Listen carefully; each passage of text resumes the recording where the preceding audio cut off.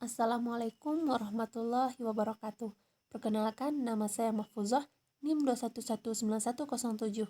Di sini saya akan mempresentasikan materi akidah akhlak saya bab 7 kelas 11 dengan media komputer yang berjudul yaitu menghindari akhlak tercela, israf, tabzir, dan bakhil. Yang pertama yaitu israf.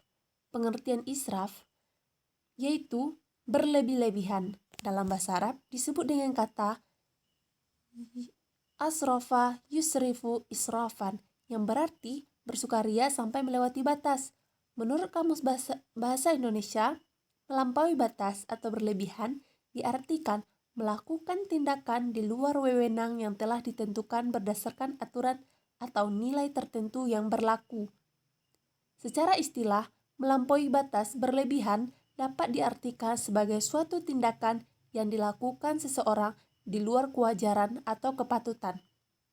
Israf juga dapat berarti menggunakan kata atau menggunakan harta untuk sesuatu yang benar namun melebihi batas yang dibenarkan. Misalnya, makan atau minum secara berlebihan.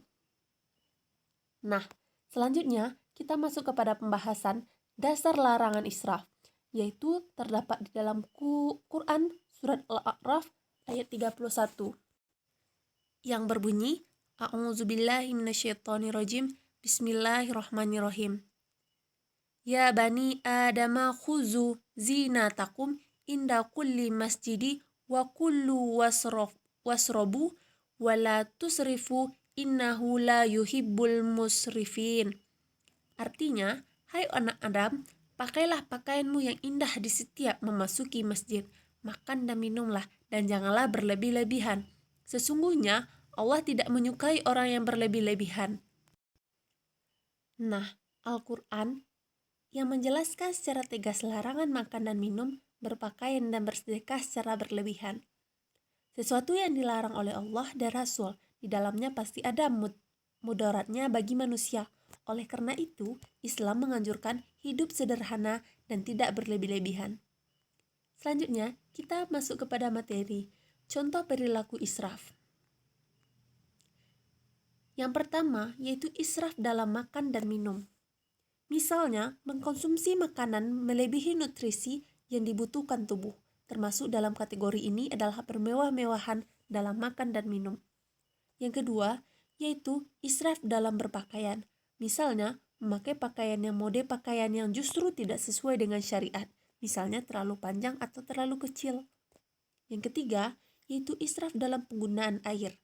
Misalnya, mencuci pakaian dengan menggunakan air yang berlebihan atau membiarkan keran air terbuka sehingga air terbuang percuma. Di sini, teman-teman dapat memperhatikan saya menyediakan beberapa gambar yang terkait dengan contoh perilaku israf. Lanjut, contoh perilaku israf yang selanjutnya yaitu israf dalam penggunaan listrik. Israf dalam penggunaan listrik ini misalnya mencuci pakaian dengan menggunakan air yang mencuci pakaian, misalnya tidak mematikan lampu setelah selesai dipakai, tidak mematikan kipas angin setelah tidak dipakai, dan seterusnya. Selanjutnya yaitu israf dalam penggunaan alat komunikasi, misalnya mengobrol dengan ponsel, berlama-lama, main game, dan sejenisnya, sehingga melupakan waktu istirahat, waktu belajar, dan waktu ibadah. Yang selanjutnya yaitu israf dalam ibadah. Misalnya melaksanakan salat lail semalaman suntuk sehingga ketiduran dan tidak melaksanakan salat subuh. Dan yang terakhir yaitu berlebih-lebihan dalam segala perbuatan mubah sehingga mengalahkan yang sunnah dan yang wajib. Nah, di sini teman-teman juga dapat melihat beberapa gambar yang saya sediakan yang terkait dengan materi, yaitu contoh perilaku israf. Nah, selanjutnya kita lanjut ke materi tentang dampak sikap israf. Perilaku israf dapat memunculkan kecemburuan sosial yang dapat memicu kerawanan sosial dan dalam kasus lain israf dapat menimbulkan perilaku rakus. Nah, Allah memberikan rezeki yang berupa harta, usia, kesempatan, dan lain-lain itu agar dipergunakan sesuai dengan manfaatnya dan dalam takaran yang wajar. Tidak boleh berlebih-lebihan. Apabila melampaui manfaatnya dan takaran yang wajar, maka akan memunculkan ketidakseimbangan pada individu yang bersangkutan maupun lingkungan. Misalnya, orang yang diberi kecukupan rezeki, maka rezeki yang dimilikinya tersebut harus digunakan sesuai dengan kebutuhan yang ada, bukan didasarkan kepada faktor kesenangan, sehingga memicu perbuatan yang berlebih-lebihan. Yang paling mudah memahami permasalahan ini adalah dengan mencontohkan bagaimana seharusnya mengkonsumsi makanan. Nah, selanjutnya kita masuk kepada upaya menghindari sikap israf. Islam mengajarkan sifat kebersahajaan atau ifah. Setiap muslim dilarang mengikuti ajakan nafsu atau panggilan syahwat. Rasulullah melarang umatnya berpuasa terus-menerus, melarang salat di sebagian besar waktu malam kecuali pada 10 hari akhir bulan Ramadan, melarang membujang bagi yang mampu menikah atau melarang orang meninggalkan makan daging. Islam mengajarkan sifat kebersahajaan ini agar orang tidak mengikuti hawa nafsu dan panggilan syahwatnya. Nafsu harus dikendalikan. Sederhanalah dan tundukkanlah nafsu dengan akal sehat. Selanjutnya yaitu kita masuk kepada tabzir. Nah, pengertian tabzir di sini berasal dari bahasa Arab, disebut dengan kata ba'zara yabziru tabziran. Diartikan sebagai suatu perbuatan menghambur-hamburkan harta. Secara istilah, boros adalah perbuatan yang dilakukan dengan cara menghambur-hamburkan uang ataupun barang dengan tujuan untuk memenuhi kesenangan. Selanjutnya, kita masuk kepada dasar larangan tabzir.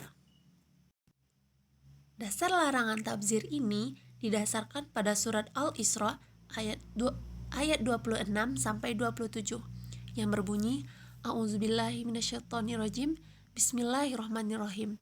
Wa atizal qurba haqqahu wal miskina wabnas sabili wa la tubazzir tabziran.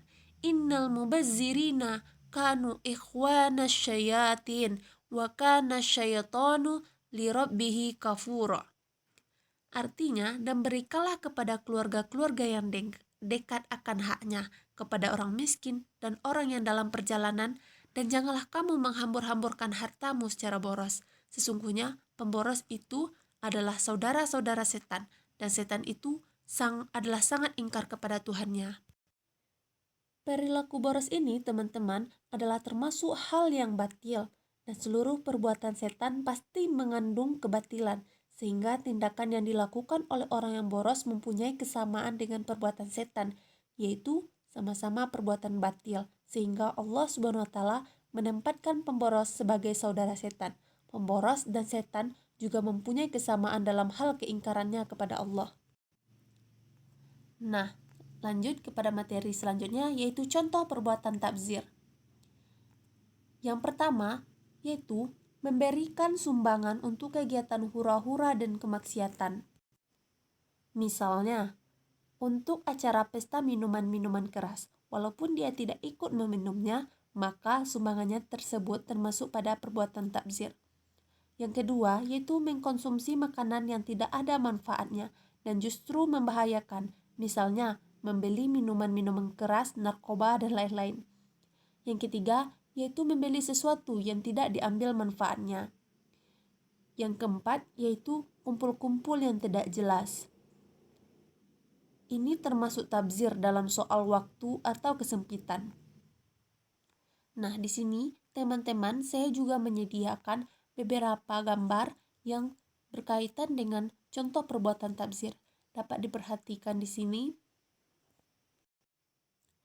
Selanjutnya, yaitu kita masuk kepada bahaya sikap tabzir. Bahaya sikap tabzir yaitu orang yang memiliki sikap tabzir ini di mata Allah itu merupakan saudaranya setan. Seperti yang saya katakan tadi, orang yang memiliki sifat tabzir ini tidak jauh dengan perilaku setan, dan Allah sangat melaknatnya. Nah, kita masuk kepada judul materi yang terakhir, yaitu bakhil. Pengertian bakhil. Bakhil atau kikir adalah menahan harta yang seharusnya tidak dikeluarkan. Al-Jurjani dalam kitab At-Ta'rifat mendefinisikan dengan menahan hartanya sendiri, yakni menahan memberikan sesuatu pada diri dan orang lain yang sebenarnya tidak berhak untuk ditahan atau dicegah. Misalnya uang, makanan, minuman, dan lain-lain. Ketika orang memiliki uang, makanan, dan minuman yang semestinya bisa diberikan kepada yang membutuhkan, kemudian enggan untuk memberikannya, maka ia adalah bakhil. Orang yang dapat menghindari perilaku bakhil, maka di sisi Allah digolongkan sebagai orang yang beruntung. Selanjutnya, kita masuk kepada dasar larangan bakhil, yaitu terdapat di dalam surat Ali Imran ayat 180 yang berbunyi, A'udzubillahi minasyaitonirrajim, Bismillahirrahmanirrahim. Wala yahsabannal ladzina yabkhaluna bima atahumullahu min fadlihi huwa khairul lahum bal huwa syarra lahum. Artinya, sekali-kali janganlah orang yang bakhil dengan harta yang Allah berikan kepada mereka dari karunia-Nya, menyangka bahwa kebakilan itu baik bagi mereka. Sebenarnya kebakilan itu adalah buruk bagi mereka. Setelah kita mendengar dasar larangan bakhil, selanjutnya kita masuk kepada materi tentang bahaya perilaku bakhil. Yang pertama, yaitu harta yang ditahan karena kebakilan akan dikalungkan di lehernya di hari kiamat. Yang kedua, mengikuti jejak setan. Yang ketiga, terhalang masuk surga. Keempat, rezeki kita menjadi sempit. Dan yang kelima, menimbulkan malapetaka. Nah, kita masuk kepada penghujung materi, yaitu menghindari perilaku bakhil. Yang pertama yaitu menanamkan keyakinan bahwa segala sesuatu itu milik Allah. Yang kedua yaitu memperbanyak rasa syukur. Yang ketiga, melakukan kegiatan sosial dengan memperbanyak infak dan sedekah. Yang keempat yaitu memohon perlindungan Allah dari sifat bakhil atau kikir. Nah, sekian presentasi saya. Saya Mahfuzah, saya undur diri. Saya mohon maaf jika ada kesalahan. Assalamualaikum warahmatullahi wabarakatuh.